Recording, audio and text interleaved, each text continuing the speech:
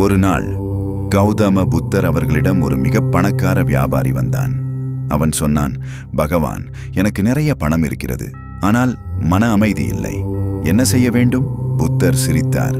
அவர் அருகில் இருந்த ஒரு காலி கிண்ணத்தை எடுத்தார். அதில் சிறிது மணலை போட்டார். பிறகு சிறிய கற்களை போட்டார். அதன் பிறகு பெரிய கற்களையும் வைக்க முயன்றார். ஆனால் பெரிய கற்கள் உள்ளே போகவில்லை. புத்தர் அந்த வியாபாரியிடம் கேட்டார், ஏன் பெரிய கற்கள் உள்ளே போகவில்லை? வியாபாரி சொன்னான், ஏனெனில் நீங்கள் முதலில் சிறியவற்றை நிரப்பிவிட்டீர்கள். புத்தர் சொன்னார், அதே போல்தான் உன் வாழ்க்கையும். நீ முதலில் பணம், லாபம், ஆசை இவைகளால் உன் மனதை நிரப்பிவிட்டாய். அதனால் அமைதி, அன்பு, சந்தோஷம் போன்ற பெரிய விஷயங்களுக்கு இடமில்லை. வியாபாரி கண்களில் கண்ணீர் வந்தது. புத்தர் மெதுவாக கூறினார், பணம் தவறில்லை, ஆனால் அது வாழ்க்கையின் நோக்கம் அல்ல. பணம் உன் கையில் இருக்கட்டும், உன் மனதில் அல்ல. அன்று முதல் அந்த வியாபாரி பணத்தை சம்பாதித்தான். ஆனால் அதை சேமிக்க மட்டுமல்ல, பகிரவும் தொடங்கினான்.